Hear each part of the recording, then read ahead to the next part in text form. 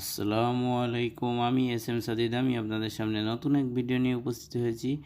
দেখেন, এই ভিডিওটা ফেসবুক পেজে পোস্ট করার পরে এরকম লেখা উঠছে যে এইটা কপিরাইট রিলেটেড মিউজিক ইউজ করা হয়েছে এত থেকে এত মিনিট। দেখেন দিয়ে আছে এখানে। সো আমরা এই ভিডিওটার উপরে ক্লিক করব। দেখছেন এই যে দিয়ে আছে।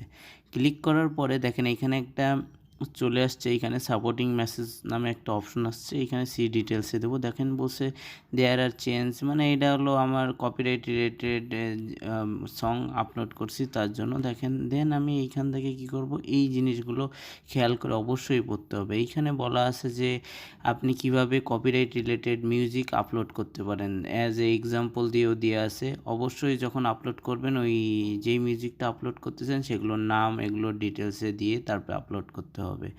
দেন এগুলো সব পড়া হয়ে গেলে দেন কন্টিনিউ। দেন এই যে আপনি এই দুইটা থেকে যে কোনো একটা what would you like to do, এখান থেকে আমি হলো অনটা অ্যাকসেপ্ট চেঞ্জেস এইটা আমি চাচ্ছি। বিকজ আমি বিশ্বাস করি না যে এই যেই মিউজিকটা ইউজ করা হয়েছে ওইটা আমার অরিজিনাল, বিকজ আমি এটা কপিরাইটি মিউজিক ইউজ করছি আপনাদের দেখানোর সাথে। সো আমি ফার্স্টের অপশনটা সিলেক্ট করব।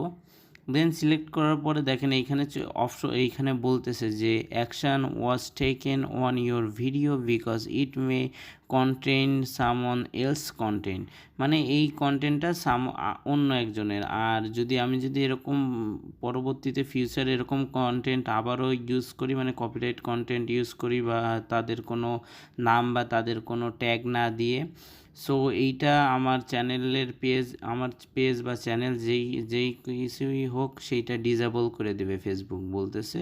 সেইটা চ্যানেল তো না, সরি, পেজ ডিজেবল করে দেবে। সো আপনি এইগুলো অ্যাগ্রি থাকলে অ্যাকসেপ্ট দিলাম।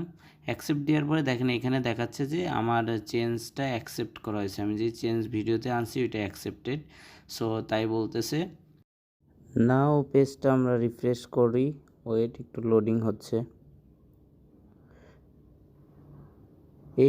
এর সাথে সাথে আমি আপনাদের দেখাইও দেবো যে কিভাবে আপনাদের টাইটেল অ্যাড করতে হবে বা ডিসক্রিপশনে কিভাবে বিস্তারিত লিখে দিলে আপনারা কপিরাইট খাবেন না। দেখেন এখন রিফ্রেশ করার পরে রিফ্রেশ, ওয়েট, এইখানে আবার দেখাচ্ছে you accepted the video changes, মানে আমি অ্যাকসেপ্ট করছি ওদের শর্ত অনুযায়ী। দেখেন এই ডিসক্রিপশনে আমরা যদি সুন্দর করে লিখে দিই বিস্তারিত যে এই সংটাকার বা এরকম সব কিছু, এবং সাথে লিঙ্কও দিয়ে দিই, দেন আমাদের এই ভিডিওটা কপিরাইট ওরা দিতে পারবে না বা ওরা দিবে না। দেখেন আমি এইবার আপনাদের সেইটা দেখাই দিচ্ছি যে কিভাবে এইটার বিস্তারিত লিখতে হয়।